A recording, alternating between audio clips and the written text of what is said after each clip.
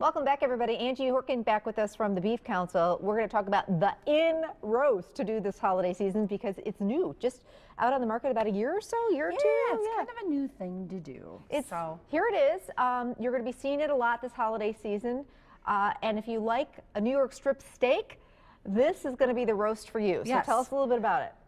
Essentially, it's going to be labeled a strip roast or a New York strip roast or Kansas City strip roast, because what we've done is this is your strip steaks, and instead of cutting it into steaks, the meat departments are leaving it as a roast.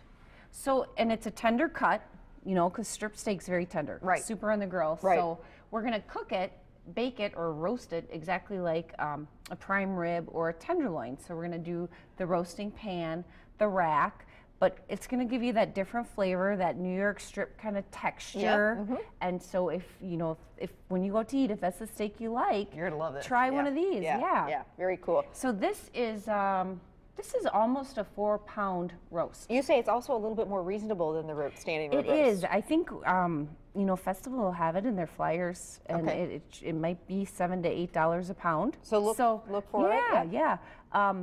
It's going to have this nice fat cap on it. Don't be scared, because you know, prime rib, rib roast also has that. Just make sure you keep that to the top, because that, as it cooks, is going to baste your roast. You can already see how much leaner this is, though, than a prime rib roast. Right. You know, you just have the fat on the top, right? But otherwise you got your you don't have it on the bottom. So a rack is really important. So pick up your strip roast, get the rack, get your roaster. Now we're going to make a rub for it, right? We're just going to make it easy. It's called a Parmesan crust. So we're going to start with just a fresh grated Parmesan cheese. Okay. And it says to do it in the food processor. I'm not really sure why. I think maybe just to get it really small, you know, real fine textured, so it sticks. Breadcrumbs. Breadcrumbs. Pinch of salt and pepper. We don't want all this, right? Okay. Fresh parsley. That's probably why, because it just will chop it up real quick for us. And then we're rough chopping. It was about a half of a large shallot, so a couple tablespoons of shallot. For people who don't know what shallot is, basically you're going to find it right next to the garlic. Oops. Sorry. Kind of looks, well, looks like that, but it's, you know, when you cut open, it's like a red onion almost. It looks like that, but it's not as strong, it's not as bright. It's a little bit less powerful than an onion. I'm sure you could use garlic or onion as well. Okay, so that's it. 5 things. That's my kind of recipe. I know. Now, when it comes to roasting a prime rib roast, got the meat thermometer handy. We're going to use that again. I don't want to forget it. Another tip, let it rest. Keep that in mind when you're cooking for company. You don't want to pull it out of the oven and be like, everybody's hungry, you got to carve this up right away. Allow a good half hour or so. Make all the difference in the world.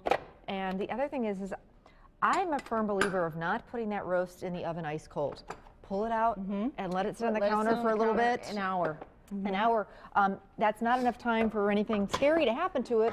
Just going to take the chill off of it, just like you would want to take a steak out of the refrigerator and throw it right on the grill.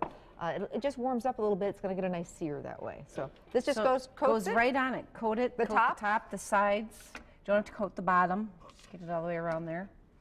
Yum. Oh, you know, that's nice that we put it in the food processor. I was wondering that too, because you're right. It really does chop up that parsley, and so that you don't have any big chunks. And Anne would be happy. No big chunks. She doesn't do the chunks of vegetables. It's a good way to hide that in there.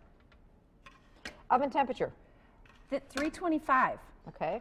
So a hair lower than a traditional rib roast recipe. Okay. So 325. But same temperatures.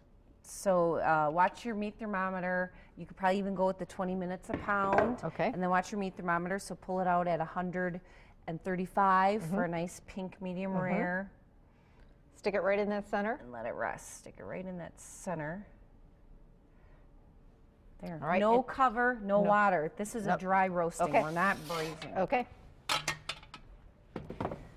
Can't wait to see this baby. Oh, that Parmesan gets all golden, and then it'll be like a little fun treat on the top. Oh my gosh, is that gorgeous? There, I got a bigger Ooh, cutting board. it smells so good. This is another, you know, if you're gonna do the traditional prime rib sometime during the holidays, this would be another one fun to try a different time during the holidays. You know, maybe New Year's, give it a try. Now we're gonna. Now at home we'd let him rest. Yes. Don't follow our lead. Yeah. Let him rest. Do as we do, or do as we say, not as we do. Right. We'll start slicing him up Ooh, too. he's He's pretty. got a real, that crust is going to be delicious. Oh my gosh. But it's not going to be overpowering. No. It's got some real Kid friendly. My kids love Parmesan nice cheese. mellow. Yeah. Oh, he looks good. Yeah. He's Oh, wow. beautiful. So little garlic mashers, some asparagus, or That's a perfect Oh. example of pulling them out at 135, 140 and letting it rest, and you have that really, really nice pink. Wow. Pull this closer because he's juicy too. Thanks, Ange, for sharing. You're Now, welcome. you can get the recipes, both the recipes that we did today on our website, or you can call. They have a brand new holiday brochure, so you can call and they'll send it out to you. The number to call again? 1-800-728-2333. So 800-728-2333, and we'll mail them free. Awesome. We'll be back. Stay with us.